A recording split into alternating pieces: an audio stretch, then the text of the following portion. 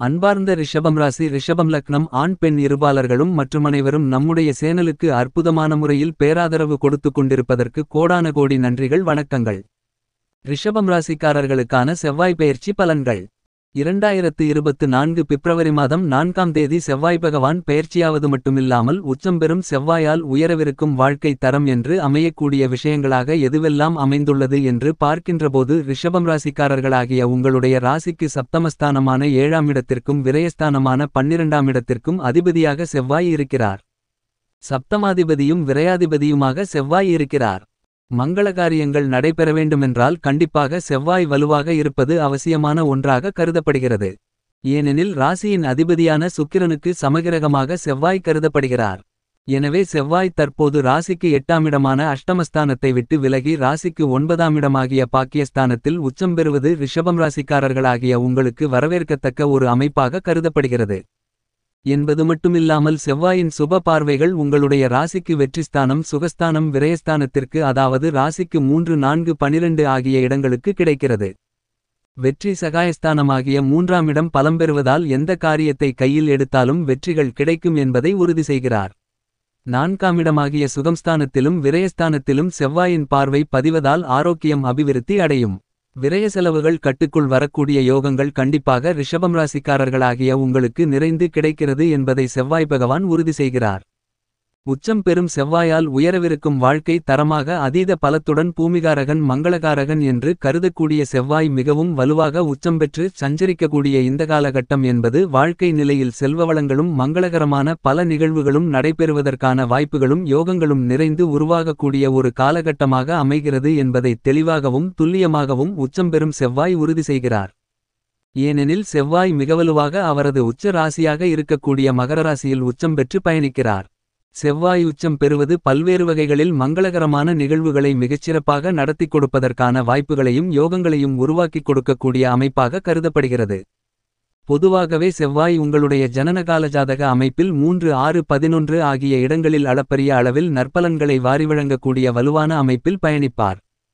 அதேபோன்று 5 10 ஆகிய இடங்களில் அளப்பரிய அபரிவிதமான மாற்றத்தை ஏற்படுத்திக் கொடுக்கக்கூடிய ஒரு வலுவான அமைப்பில் சஞ்சரிக்கக்கூடிய கிரகமாக செவ்வாயை கருதப்படுகிறது. பொதுவாக 1½ மாதகாலங்கள் இந்த உச்சநிலையில் சஞ்சரிக்கப் போகிறார். கிட்டத்தட்ட 1½ மாதகாலகட்டங்கள் உச்சநிலையில் சஞ்சரிக்கக்கூடிய இந்த காலகட்டத்தில் ஜென்மத்திலோ அஷ்டமத்திலோ செவ்வாய் அமர்ந்திருந்தால் பெரிய அளவிற்கு சிரமங்கள் ஏற்படுமென்று எண்ணி வருத்தப்பட வேண்டாம். ஏனெனில் செவ்வாய் உச்சம் பெற்று சஞ்சரிப்பதால் இந்த காலகட்டத்தில் பல நன்மைகள் நிறைந்து கொடுப்பதற்கான வாய்ப்புகள் கண்டிப்பாக உண்டு. அதே நேரத்தில் விரயத்திலிருந்தாலும் மங்களகாரகன் வீண் விரய செலவுகளை சுப செலவுகளாக மாற்றுவதற்கான அதிர்ஷ்டயோகங்களை அள்ளிக் கொடுக்கிறார். ஏனெனில் 9 கிரகங்களிலேயே பூமிகாரகன் மங்களக்காரகன் என்று அழைக்கக்கூடிய அமைப்பு செவ்வாய்க்கு மட்டும்தான் உண்டு. சகோதரகாரகனாகவும் உத்தியோககாரகனாகவும் உடல் இரத்தத்திற்கு அதிபதியான இரத்தகாரகனாகவும் செவ்வாய் பகவான் இருக்கிறார் என்பதால் தன்னுடைய ஆதிக்கத்தை மிக அபரிவிதமாக பல்வேறு வகையான விஷயங்களில் செலுத்துகிறார். அதிலும் குறிப்பாக ஒரு மங்களகரமான சுப நிகழ்வு நடைபெற வேண்டுமென்றால் கண்டிப்பாக அதில் செவ்வாயின் பங்கு மிக முக்கியமான ஒன்றாக கருதப்படுகிறது. வீட்டில் இல்லத்தில் நடைபெறக்கூடிய சுப நிகழ்வுகள் திருமணம் குழந்தை பாக்கியம் காதுகுத்து வளைகாப்பு புதுமனை புகுவிழா என எதுவாக இருந்தாலும் அதில் மங்களகாரகனான செவ்வாயின் பங்கு மிக முக்கியமானதாக கருதப்படுகிறது. தற்போது செவ்வாய் உச்சம் பெறுவதால் இதுபோன்ற மங்களகரமான காரியங்களை மிகச்சிறப்பாக செய்வதற்கான யோகங்களும் வாய்ப்புகளும் நிறைந்து கிடைக்கிறது. என்பது மட்டுமில்லாமல் பூமிகாரகன் என்றும் செல்வகாரகன் என்றும் செவ்வாயை அழைக்கப்படுகிறது. எனவே அவர் உச்சம் பெறக்கூடிய இந்த காலகட்டங்களில் உயரவிருக்கும் வாழ்க்கை தரம் என்று சொல்லக்கூடிய விதத்தில் புதிதாக வீடு நிலம் சொத்து தோப்பு துறவு நிலம் புதிய விவசாய நிலம் பொன் பொருள் ஆடை ஆபரணங்கள் வண்டிவாகனங்கள் வீட்டுமனை போன்ற அனைத்து வகையான அசையும் அசையா சொத்துக்களை வாங்குவதற்கான யோகங்களும் வாய்ப்புகளும் மிக அளப்பரிய அளவில் கிடைக்கவிருக்கிறது என்பதை உச்சம் பெறக்கூடிய செவ்வாய் தெளிவாகவும் துல்லியமாகவும் உறுதி செய்கிறார்.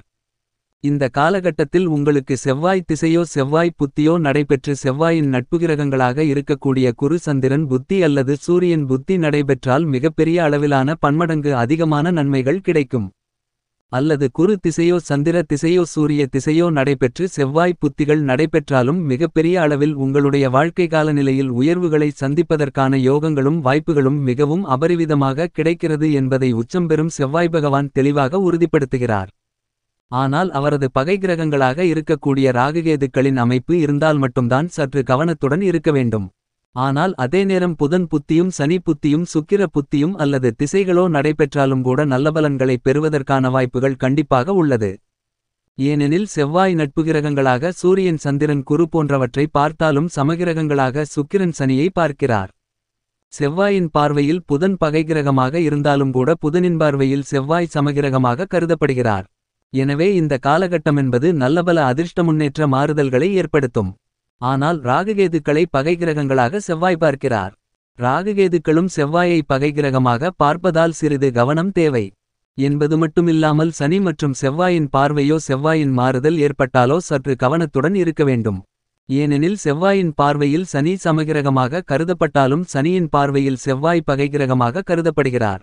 எனவேதான் சனி செவ்வாய் பார்வையும் சற்று கூடுதல் மாறுதல்களை ஏற்படுத்தக்கூடிய ஒன்றாக கருதப்படுகிறது என்பது மட்டுமில்லாமல் நவகிரகங்களிலேயே சனி குருவை தவிர சிறப்பு பார்வை உண்டு என்றால் அது கண்டிப்பாக செவ்வாய்க்கு மட்டும்தான். செவ்வாயினுடைய சிறப்பு பார்வையானது இந்த காலகட்டத்தில் மிகவும் அபரிவிதமாக 4, 7 ஆகிய இடங்களாக பார்க்கக்கூடிய மேஷம் ராசி, கன்னிராசி மற்றும் சிம்மம் ராசியில் அவருடைய பார்வையானது பதிகிறது. செவ்வாய் தனது சொந்த வீட்டை தன்னுடைய சுபபார்வை சுபஸ்தான பார்வையால் மிகவும் வலுவுள்ளதாக மாற்றுகிறார். அது மட்டுமில்லாமல் நீச்ச வீடாக இருக்கக்கூடிய கடகம் ராசியையும் சிம்மம் ராசியையும் பார்க்கிறார். எனவே பல அதிரடியான நல்லபல அதிர்ஷ்ட முன்னேற்ற மாறுதல்களை சந்திப்பதற்கான யோகங்கள் உண்டு. ஏனெனில் ஜென்மராசியில் அமர்ந்திருக்கக்கூடிய தன்னுடைய சொந்த வீட்டில் அமர்ந்திருக்கக்கூடிய குருவை செவ்வாய் பார்க்கிறார். இதுவும் மிகப்பெரிய மாற்றத்திற்கு வித்திடக்கூடிய ஒரு அமைப்பாக கருதப்படுகிறது. ஆனால் அதே நேரம் மங்களகாரகனான செவ்வாய் உச்சம் பெறக்கூடிய இந்த தருணத்தில் அனைத்துவிதமான சிரமங்களும் செயல்களும் துச்சம் என்று விலக்கி உங்களுக்கு நல்லபலன்களை நிறைந்து கொடுக்கக்கூடிய ஒரு அமைப்பாக மாறுகிறது என்பதில் சந்தேகமில்லை. இந்த மாதிரியாக செவ்வாய் பகவானின் அமைப்பு வலுவாக இருக்கின்றபோது ரிஷபம் ராசிக்காரர்களாகிய உங்களின் குடும்ப சூழ்நிலையை பொறுத்தமட்டில் இந்த காலகட்டத்தில் மிகவும் வலுவாக அமர்ந்து சஞ்சரிக்கக்கூடிய உச்சம் பெறக்கூடிய பூமிகாரகனான மங்களகாரகனான செவ்வாய் பகவானின் அமைப்பு காரணமாக இல்லத்தில் தடைகளையும் தாமதங்களையும் சந்தித்து வந்த பல நிகழ்வுகள் உங்களுக்கு சாதகமாக மாறும். மேலும் விரய செலவுகள் அனைத்தும் கட்டுக்குள் வரும். விரையாதிபதியாக இருக்கக்கூடிய செவ்வாய் பகவான் உச்சம் பெறுவதால் விரய செலவுகள் அதிகரித்தாலும் அது மங்கள செலவுகளாக இருக்கும். பயணங்களில் அலைச்சல் அதிகரித்தாலும் அவற்றின் காரணமாக ஆதாயங்கள் நிறைந்து கிடைப்பதற்கான வாய்ப்புகள் ரிஷபம் ராசிக்காரர்களாகிய உங்களுக்கு கிடைக்கிறது. உறவினர்களின் உதவி இந்த காலகட்டத்தில் கிடைக்கக்கூடிய யோகங்கள் நிறைந்த ஒரு காலகட்டமாக கருதப்படுகிறது. இடம் மாறுதலும் இனிமைகளை தரக்கூடிய ஒரு நிகழ்வாகத்தான் அமைகிறது. புதிதாக வீடு கட்டவோ அல்லது கட்டிய வீட்டை வாங்குவதற்கான முயற்சிகளில் காரிய வெற்றிகள் கண்டிப்பாக கிடைக்கிறது. கட்டிய வீட்டை வாடகைக்கு விடுவதற்கான யோகங்களும் வருமானத்தை உயர்த்துவதற்கான வாய்ப்புகளையும் மங்களக்காரகனான செவ்வாய் பகவான் கண்டிப்பாக உங்களுக்கு ஏற்படுத்தி கொடுக்கிறார். இது ரிஷபம் ராசிக்காரர்களாகிய உங்களுக்கு வரவேற்கத்தக்க ஒரு அமைப்பாக கருதப்படுகிறது. கலைத்துறை மற்றும் பொதுவாழ்வில் இருப்பவர்களுக்கு சிறப்பு பொறுப்பானது கண்டிப்பாக கிடைக்கக்கூடிய ஒரு காலகட்டமாக அமைகிறது. உங்களுடைய திறமைகளை வெளிக்கொண்டுவரக்கூடிய ஒரு அற்புதமான சந்தர்ப்பங்களை ஏற்படுத்தி கொடுக்கிறார் செவ்வாய் என்பது மட்டுமில்லாமல் இந்த காலகட்டத்தில் விவசாயம் சார்ந்த பணிகளில் உச்சம் பெறுவதால் நீங்கள் திட்டமிட்டதை விட புதிய வாய்ப்புகள் நிறைந்து கிடைக்கக்கூடிய ஒரு காலகட்டமாக அமைகிறது. பெண்களை பொறுத்தமட்டில் கணவன் மனைவிக்கு இடையே அன்பு காதல் அந்நியோன்யம் அதிகரிக்கும். குடும்பத்தில் மகிழ்ச்சியும் ஒற்றுமையும் பிறக்கக்கூடிய வாய்ப்புகளை பெண்களுக்கு அபரிவிதமாக ஏற்படுத்தி கொடுக்கிறார். பலவகையான தடைகளை சந்தித்து வந்த காரியங்கள் அனைத்தும் உச்சம் பெறக்கூடிய செவ்வாய் பகவானால் உங்களுக்கு மன நிறைவை கொடுக்கக்கூடிய வகையில் அமைகிறது. மேலும் காலியிடங்கள் விற்கும் வாங்கும் ரியல் எஸ்டேட் தொழில் செய்யக்கூடியவர்கள் விவசாயம் வியாபாரம் உத்தியோகம் செய்பவர்கள் கொடிகட்டி பிறக்கக்கூடிய ஒரு காலகட்டமாக இந்த செவ்வாய் பெயர்ச்சி காலகட்டம் அமைகிறது. மேலும் இந்த செவ்வாய் பெயர்ச்சி காலகட்டத்தில் லாபஸ்தானத்தில் உள்ள ராகு உங்களுடைய எதிர்பார்ப்புகளை பூர்த்தி செய்கிறார். இந்த காலகட்டத்தில் உங்களுடைய உறவினர்களின் வருகையால் உங்களுடைய வீட்டில் மகிழ்ச்சி ஆனந்தம் பெருகும். மேலும் இந்த காலகட்டத்தில் உங்களுடைய ராசிக்கு 6ஆம் இடத்தின் அதிபதியான சுக்கிரன் ராசிக்கு 8ஆம் இடத்திலிருப்பது அற்புதமான அமைப்பாக கருதப்படுகிறது. இதன் காரணமாக அஷ்டம பாதிப்புகள் விலகும். குடும்ப வருமானங்கள் அதிகரிக்கும் என்பது மட்டுமில்லாமல் குடும்பத்தாரர்களின் தேவைகளை பூர்த்தி செய்து மன மகிழ்ச்சி ஏற்படக்கூடிய காலகட்டமாக அமைகிறது. மேலும் ராஜகிரகமான சூரியன் ராசிக்கு 9ஆம் இடமான பாக்கியஸ்தானத்தில் இருப்பது இன்னும் கூடுதல் சிறப்பு. வெளிநாட்டில் வசிப்பவர்களுக்கு வாழ்க்கையில் முன்னேற்றங்கள் ஏற்படும். வெளிநாடு செல்லும் யோகங்களும் கிடைக்கும். புதிதாக வேலை தேடிக்கொண்டிருப்பவர்களுக்கு சிறு முயற்சியிலேயே நல்ல ஒரு முன்னேற்றம் ஏற்படவிருக்கிறது என்பதை உச்சம் பெறும் செவ்வாயின் நிலை தெளிவுபடுத்துகிறது.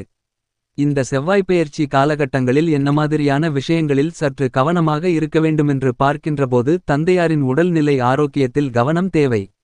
தந்தை வழி சொந்தங்களால் கருத்து வேறுபாடுகள் ஏற்படலாம். இந்த மாதிரியான நேரங்களில் தேவையில்லாத வீண் விவாதங்களை தவிர்த்தல் நல்லது.